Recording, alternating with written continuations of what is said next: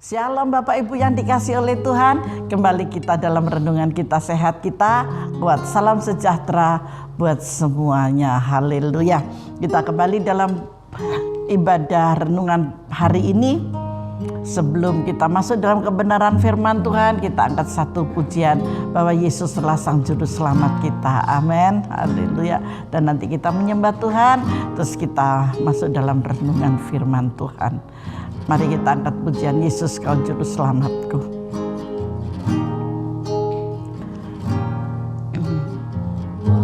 Oh, aku harus berjalan dalam lembah kekelaman, perlindungan-Mu, oh Tuhan, nyatalah dalam hidupku. Amin, amin. Tiada pernah sedetik pun, tiada pernah Kau tinggalkan. Tuhan Yesus tidak pernah tinggalkan kita. Dan sempurna, oh ya disembah.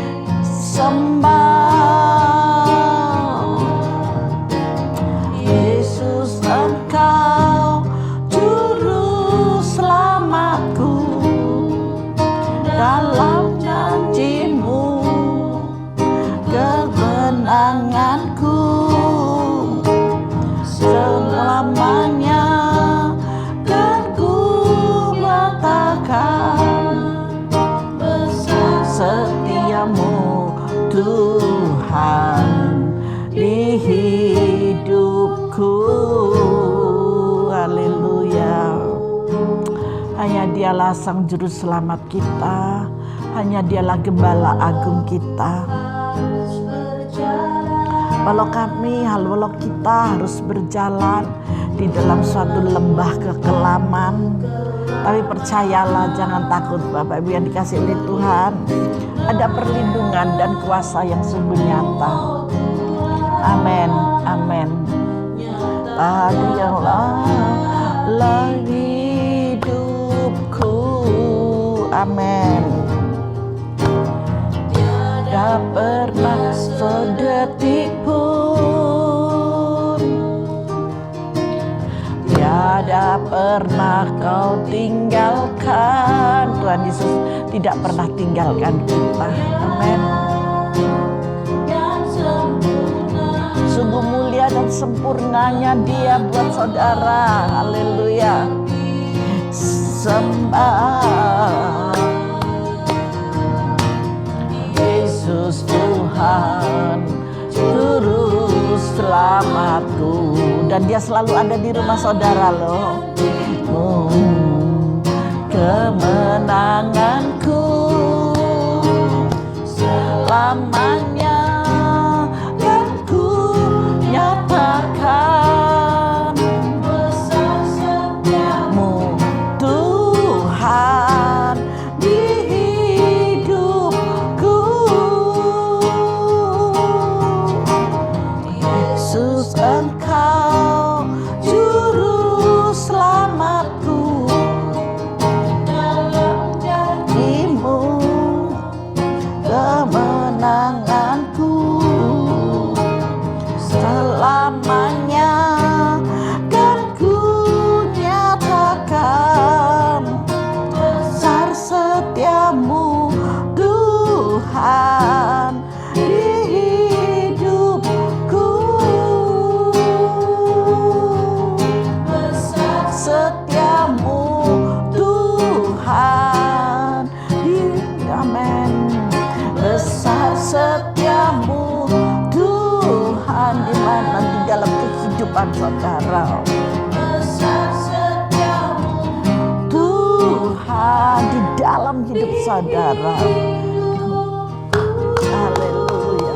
Oh glory. Mari kita sembah Dia. Bapa terima kasih. Bapa terima kasih Bapa. haleluya.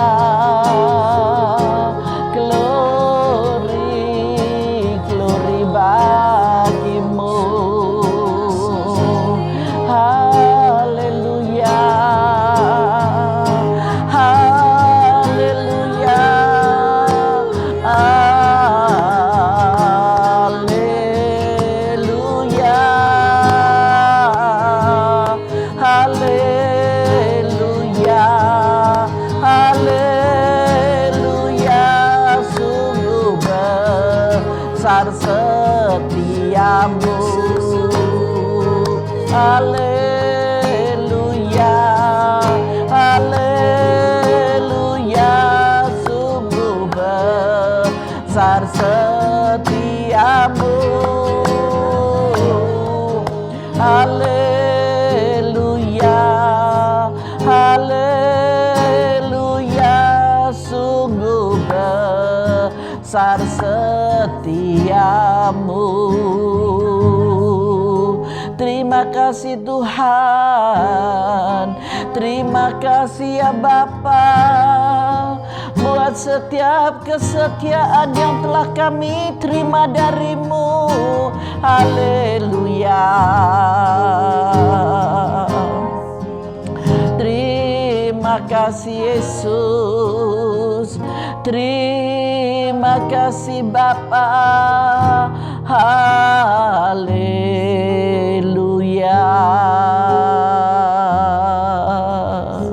Glory Yesus. Bapa, terima kasih. Bapa, terima kasih buat setiap kesetiaan yang Kau berikan bagi kami. Sebentar kami akan dengar kebenaran firman-Mu. Kami mau Tuhan mengerti apa yang hendak Engkau sampaikan. Berbicaralah ya Bapa, kami siap untuk menerimanya di dalam nama Tuhan Yesus Kristus. Haleluya, amin Tuhan. Mari Bapak Ibu yang dikasihi oleh Tuhan, saudara yang saya kasihi, yang dikasihi Tuhan, kita masuk dalam renungan firman Tuhan. Kita membuka dalam Yohanes 10 ayat yang ke-1 sampai ayat yang ke-18. Kita akan berbaca bersama-sama ya. Haleluya. Mari kita masuk dalam firman Tuhan. Gembala yang baik. Yohanes 10 ayat 1 sampai dengan ayat yang ke-18. Di sini ayat pertama, aku berkata kepadamu, sesungguhnya siapa masuk ke dalam kandang domba dengan tidak melalui pintu tetapi dengan memanjat tembok, ia adalah seorang pencuri dan seorang perampok, karena tidak masuk dengan terus terang. Tetapi siapa yang masuk melalui pintu, ia adalah gembala domba. Haleluya. Untuk dia penjaga pembuka pintu, dan domba-domba mendengarkan suaranya, dan ia memanggil domba-dombanya masing-masing menurut namanya dan menuntunnya keluar. Jika semua dombanya telah dibawanya keluar, ia berjalan di depan mereka, dan domba-domba itu mengikuti dia karena mereka mengenal suaranya. Kalau tidak kenal, tidak mengikuti, karena domba-domba itu sangat tahu dengan suara gembalanya. Maka dari itu Bapak Ibu yang dikasihi oleh Tuhan, bagaimana caranya untuk kita itu lebih mengenal suara gembala kita? Kita harus berintim dengannya senantiasa. Siapakah gembala kita? Tuhan Yesus Kristus. Ketika engkau berintim dengan Tuhan, maka engkau sangat peka, ini suara gembalaku atau bukan. Amin. Lanjut. Tetapi seorang asing pasti tidak mereka ikuti, malah mereka lari daripadanya karena suara orang asing itu tidak mereka kenal. Hati-hati saudara yang dikasihi oleh Tuhan, jangan mudah tertipu, jangan mudah terkecoh. Hari-hari ini begitu banyak orang-orang yang memiliki karunia-karunia dan karunia ya. Kita harus bisa menjaga di sana. Benarkah ini yang dari Tuhan atau bukan? Begitu banyak di akhir zaman, begitu merajalela. Tetapi firman Tuhan ingatkan kepada kita bahwa gembala yang baik adalah Tuhan Yesus Kristus sendiri buat saudara. Saudara harus tahu ini yang asli atau yang palsu. Kalau yang asli selalu membawa kedamaian, sejahtera, sukacita, ketenangan. Tetapi kalau yang palsu isinya cuman gontok-gontokan. Haleluya. Lanjut ya. Itulah yang dikatakan Yesus dalam perumpamaan kepada mereka, tetapi mereka tidak mengerti apa maksudnya. Ia berkata demikian kepada mereka. Maka kata Yesus sekali lagi, aku berkata kepadamu, sesungguhnya akulah pintu ke domba-domba itu. Ayat 7 dilingkari. Maka kata Yesus sekali lagi, aku berkata, firman Tuhan berkata saat ini kepada kita semuanya, baik buat saudara maupun buat saya, sesungguhnya akulah pintu ke domba-domba itu. Amin. Jangan sampai kita terkecoh. Malaikat bisa menyerupai malaikat terang, tetapi saudara dan saya harus lebih peka. Bagaimana cara untuk peka? Kita harus berintim dengan Tuhan. Mana yang asli, mana yang palsu, kita bisa membedakan. Hanya dengan pandangan seret gitu aja kita sudah bisa melihat. Saya pernah dengar cerita dari seseorang.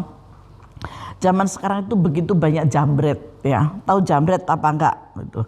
Ya, orang-orang yang menarik perhiasan kalau kita pergi. Nah, ketika saya diberitahu, saya katakan hati-hati loh, kamu jangan pakai kalung yang besar. Saya bilang itu. Dia bilang, loh ini bukan asli. Ibu tahu nggak ini bukan kalung asli? Ya nggak tahu lah persis kok, persis plek gitu ya. Tapi dan orang ini mengatakan, loh tapi ibu tahu jambret itu ngerti loh bu, yang asli atau yang palsu. Kalau yang asli dia tarik, tapi kalau yang palsu dia tahu, seret dia tahu. Karena apa? Karena sudah menjadi pekerjaannya, karena sudah menjadi kebiasaan setiap harinya. Jadi dia tahu kalau ditipu atau tidak. Mari Bapak Ibu yang dikasih oleh Tuhan, jangan sampai kita ketipu dengan kepekaan suara Tuhan. Amin. Di akhir zaman seperti ini, begitu banyaknya malaikat-malaikat itu menyerupai dengan malaikat terang. Namun sesungguhnya dia adalah palsu adanya. Kita lanjut ya, nanti kita kupas. Semua orang yang datang sebelum aku adalah pencuri dan perampok, dan domba-domba itu tidak mendengarkan mereka. Akulah pintu, barang siapa masuk melalui aku, ia akan selamat dan ia akan masuk dan keluar dan menemukan padang rumput. Itu kalau gembalanya benar. Perhatikan, akulah pintu. Barang siapa masuk melalui aku, melalui Kristus, ia, saudara, akan selamat. Dan saudara akan masuk dan keluar dan menemukan padang rumput. Jadi tidak ada kesukaran, tidak ada kekurangan, tidak ada kesulitan. Tetapi saudara akan menemukan padang rumput yang hijau. Karena Tuhan tidak pernah membawa saudara ke padang rumput yang kering. Di padang yang gersang sekalipun Tuhan membuat satu mujizat. Ketika saudara dan saya memiliki roh yang takut, memiliki roh yang taat, memiliki roh yang setia, maka apa yang tertulis di dalam ayat 9 ini kita akan menikmati dalam keseharian. Engkau tidak akan kekurangan dalam hidupmu. Engkau tidak akan mengalami kekeringan, engkau tidak akan mengalami kegersangan, karena firman ini ya dan amin. Amin. Lanjut ayat 10. Pencuri datang hanya untuk mencuri dan membunuh dan membinasakan. Tetapi aku datang supaya saudara mempunyai hidup dan mempunyainya dalam segala kelimpahan. Ini misi Allah buat saudara dan saya. Bagi orang-orang yang percaya, orang-orang yang bersandar kepadanya 100%, tidak menduakan Tuhan, maka hidupmu akan semakin diberkati dengan luar biasa. Pandemi boleh datang, tetapi engkau akan ditaruh dalam posisi-posisi yang oke. Haleluya. Saya tadi mendapat kesaksian pekerjaan seseorang dalam keadaan pandemi bukan semakin turun, tetapi dia diberkati. Karena apa? Karena papa mamahnya, anak kedua anaknya, menantunya, anaknya itu orang yang takut akan Tuhan dan bersandar kepada kuasa ilahi. Dan kita cuma bisa berdoa. Ada masalah dikit kita berdoa, ada pergumulan berdoa. Dan anaknya itu sangat memperhatikan orang tuanya. Bukan cuma orang tuanya, mertuanya pun dia perhatikan dengan luar biasa. Hati yang dijaga dengan hati yang baik, dengan pengertian yang baik. Saya tidak hanya berbicara dalam keuangan, tetap pengertian. Ketika anak menantu memperhatikan dan memiliki pengertian kepada orang tua, itu diberkati Tuhan luar biasa. Karena apa? Karena dia tahu gembala agungnya memelihara dia. Hati gembalanya ada pada anak ini, sehingga anak ini pun memiliki hati kepada kedua orang tuanya, baik pihak orang tua maupun pihak mertua. Mereka diberkati dengan luar biasa. Yang ada adalah sukacita yang luar biasa dan ada damai. Hidupnya rukun, hidupnya diberkati. Tidak pernah jauh-jauh berkat itu datang kepadanya. Berkat itu selalu datang dan mendekat kepadanya. Mari saudara yang dikasihi oleh Tuhan, Bapak Ibu yang dikasihi oleh Tuhan, kita tetap di dalam pengandalan kita kepada Sang Juru Selamat kita, yaitu Yesus Kristus, Gembala Agung kita. Di ayat yang ke-11, akulah gembala yang baik. Amin. Gembala yang baik memberikan nyawanya bagi domba-dombanya. Luar biasa. Tuhan Yesus telah memberikan nyawanya 2000 lebih tahun yang lalu buat saudara dan saya. Sedangkan seorang upahan yang bukan gembala dan yang bukan pemilik domba-domba itu sendiri, ketika melihat serigala datang meninggalkan domba-domba itu, lalu lari, sehingga serigala itu menerkam dan mencerai-beraikan domba-domba itu. Nah, ini kalau bukan gembala sejati, gembala yang upahan, yang dipikir hanya uang. Kalau ada duit aku baik, kalau nggak ada duit aku tidak baik. Mari kita sebagai anak-anak Tuhan, mari khususnya kepada hamba-hamba Tuhan, mungkin hamba-hamba Tuhan yang mendengar dan mengikuti Kita Sehat Kita Kuat ini, mari kita melayani dengan hati, bukan dengan upah. Amin. Kalau ada orang yang datang dalam keadaan yang terjepit, biasa lu, kalau nggak punya masalah nggak cari pendeta, kalau sudah masalah datang cari pendeta, itu sudah umum dan itu sudah tugas kita sebagai hamba Tuhan. Amin. Saya tidak senang kalau ada, saya tidak suka sekali kalau karena itu harus tertulis gitu ya. Tetapi sesungguhnya saya lebih senang dipanggil dengan seorang hamba. Saya mau menjadi hamba yang sejati, hamba yang dikasihi. Tetapi saya harus tetap mencantumkan nama pendeta di depan, yang sekarang jadi pastor gitu ya. Tapi saya tetap memakai pendeta. Mari yang memiliki jabatan pendeta, yang di belakangnya juga ada embel-embel, mari kita memiliki hati Bapa untuk melayani sesama. Jangan kita, lu ini apa, percuma saja. Kalau ada masalah datang, kalau nggak ada masalah nggak datang. Mari Bapak Ibu yang dikasih oleh Tuhan, khususnya pelayan-pelayan Tuhan, jangan engkau hanya melihat dalam keuangan, tetapi kita layani dia dengan hati kita yang sangat mengasihi seperti Yesus sudah mengasihi kita semuanya. Lanjut firman Tuhan. Ia lari karena ia seorang upahan dan tidak memperhatikan domba-domba itu. Jangan sampai kita sebagai pelayan Kristus, sebagai gembala di dalam sidang masing-masing, yang bisa mengayomi kita menjadi yang tidak bertanggung jawab. Amin. Nah, dia lari akhirnya siapa yang kocar-kacir, siapa yang berserakan adalah domba-domba itu. Domba-domba itu sangat membutuhkan gembala. Mari kita menjadi hamba-hamba Tuhan yang bukan mengenyangkan perut kita sendiri, tetapi marilah kita memperhatikan domba-domba yang berserakan itu. Dulu saya punya satu teman, dia katakan itu bukan hamba Tuhan tetapi hamba uang. Jangan sampai kita menjadi hamba uang, tetapi biarlah kita menjadi hamba Tuhan yang sejati, menjadi hamba Tuhan pada saat waktunya telah tiba buat kita. Perkenanan yang dari sorga, perkenanan yang dari Tuhan boleh datang kepada saudara dan saya.